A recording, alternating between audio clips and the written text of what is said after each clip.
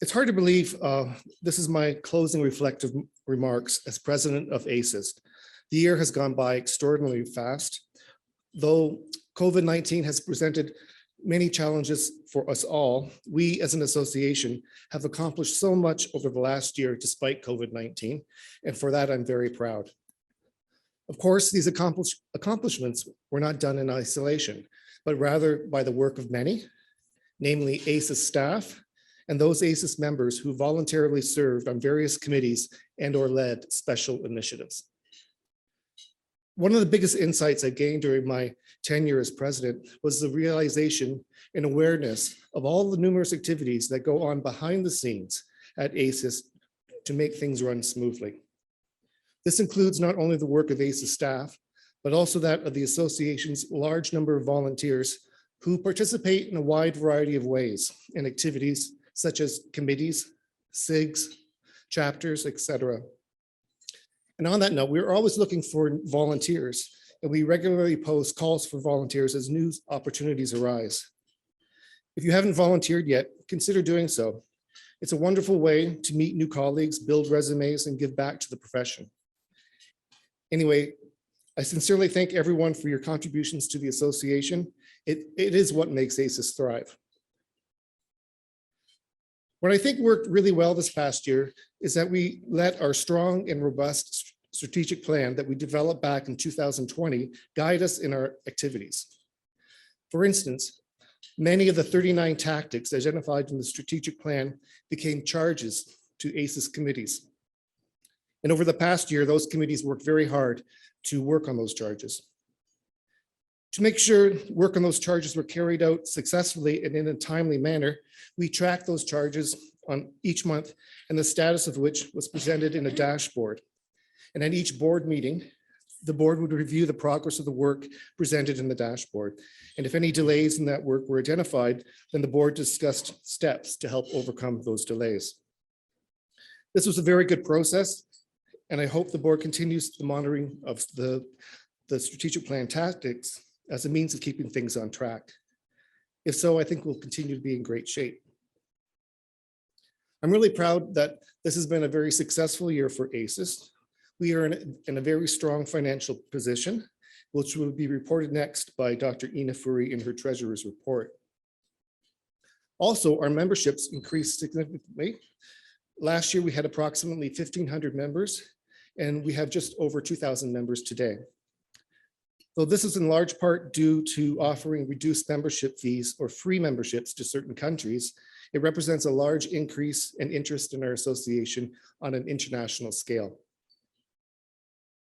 During the past year, we operationalized many of the goals, objectives, and tactics from the strategic plan that were established in 2020. And I'm going to identify a few of the more significant ones, but these are not a complete list. And I'm presenting these in no order of preference. First, we hired a marketing person, Pamela Yonker. Pamela developed a marketing plan approved by the board to rally new memberships, secure current members, and reestablish lapsed memberships within the association. This marketing plan is in essence an action plan to secure and rally memberships within a budgeted marketing campaign. We hired a new editor-in-chief for JASIS, Dr. Steve Sawyer, which is, JASIS is our preeminent journal for the association, and Dr. Sawyer succeeds the good work of Dr. Javed Mustafa, who was our editor since 2016. We also hired an editor-in-chief, Dr. Chirag Shah, to set up Information Matters as a new digital venue to communicate information research to practitioner communities. The publication's mission is to bring relevant and current research evidence and industry developments, news and opinion to a global public audience free of charge.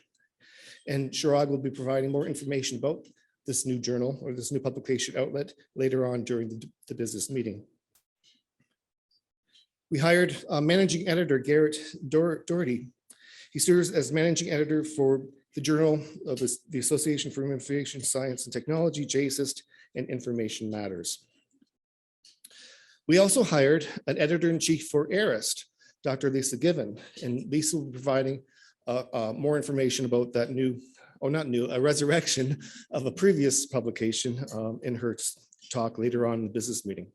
ARIS, as you know, is the hallmark publication of the association, and it's popular among the membership, and that's why it was brought back. Its mandate is to provide systematic reviews of the literature in a specific topic of interest to the membership. That publication was approved by the board for Wiley to be the publisher. And I thank the publications committees very much for this initiative of getting ARIS off the ground and hiring a new editor-in-chief. They did an excellent job in soliciting and vetting proposals from a variety of potential publishing partners. And they did an amazing job this year on that initiative in particular. Another key initiative from the Publications Committee was the thinking of a rollout of a new publication that would complement JASIST, and work is carrying on that activity next year in their charges. We spent some time building or strengthening collaborative opportunities with other information associations, namely through the I-Federation, and that comprises ALIS, the iSchools, and ASIS&T. Currently, the activities that we've done in the I-Federation have been doing joint panel presentations in each other's conferences, but we want to do more collaborations in the future and get new information associations on board. So if you're interested in that topic in particular, I highly recommend you attend tomorrow's I-Federation panel session at 11:30 Mountain Time. We want to hear from the membership of your ideas of how to grow and strengthen our relationships with other information associations. We established an ASIS Distinguished Members Program. We had a great initial response to this call, which is wonderful to see. We appointed a new ASIS curator. The association now has a new curator, Deanna Hall. In that role, Deanna will be responsible for monitoring the discovery, preservation, and accessibility of resources relating to the history of ASIS, both in the association's possession and elsewhere, and for making recommendations as appropriate. We also explored the rollout of new meetings and venues, and preliminary work has been done on that activity through the Professional Development Committee in terms of rolling out a 24-hour global conference and an industry research summit. An exciting new activity that we came up as a board last year was thinking about new ways to engage industry partners through a potential ASIS consulting service. So this is kind of a new idea that most of you probably haven't heard about, but the idea is to create a profit subsidiary of ASIS to do this work so that ASIS proper can maintain its nonprofit status for tax purposes. We find that there'll be many benefits in launching such an initiative. Number one, it will bring in a large or potentially large revenue stream for the association because ASIS headquarters would serve as a broker matching ASIS members with industry partners to do contract work or research contract work. We also think that this would be a strong benefit for members to join the association because you could only participate in those contracts if you were a member of ASIS. So that's another huge benefit of membership. So what we've done as a board is seed funded that for 2 years. And hopefully after 2 years, we'll be in a better position of formally setting up a subsidiary. So that's a lot of stuff we did this year. And I'm very excited to report that these initiatives are taking off. And it was not just the work of this board. So I want to acknowledge the hard work of previous boards that had many discussions about things such as big ideas and projects to do. Many of those big ideas and projects became established in the strategic plan, and we're now rolling it out. And I also like to thank past boards that restructured the governance of the association, creating and restructuring committees. I think we have a committee structure that works very well now. So many of the activities carried out by the association could not be done without some investment. So I was really happy that the board decided to go with my idea of using some of our reserves to launch these new initiatives. So as you know, we have a very large reserve fund, approximately $2.3 million. And we used approximately 300,000 this year in seed funding these initiatives. So that represents about 13% of reserves. Now, we don't want to continually dip into reserves to fund these projects. The idea is that eventually, once we incubate these projects and get them to thrive, that they will become financially self-sustaining. And also, we don't want to have a large reserve because our operational budget is approximately $1 million. And we have over $2 million in reserve. So this becomes the area when the IRS looks at that and say, are you really providing benefits to members through your fees? So there's a cap. Best practices is to have 1 year's worth of operating budget in reserve. So we have double that amount.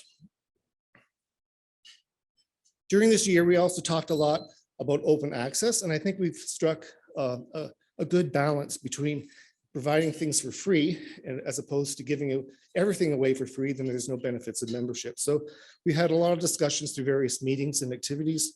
And I think we are doing a good job at reflecting upon open access, but recognizing that some benefits must be retained only for members, and that would increase membership. One of my goals this year was to make some headway in defining and establishing the role and authority of the executive director, Lydia Middleton.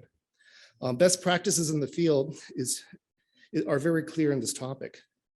Boards provide governance and strategic oversight, while senior management is accountable to the board, but has authority over the operational side of the enterprise. My goal is to have ASIS function in such a way where the executive director is viewed as the leader of the association and charged with operationalizing the strategic plan and maintaining proper finances, while the board is concerned with the strategic direction and policies of the association, but not involved in daily headquarter operations. And historically, ASIS has not functioned this way, but I think we're making good progress in allowing Lydia some latitude in carrying out and making operational decisions on her own without always needing to get permission from the board.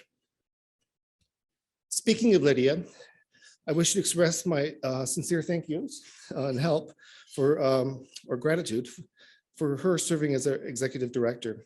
She's done an amazing job in moving the association forward, while at the same time achieving a strong financial position for the association.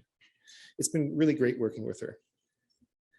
I also want to give special thanks again to our conference chair, Jim Jansen, for his amazing job at masterminding this international event. We have a very strong program.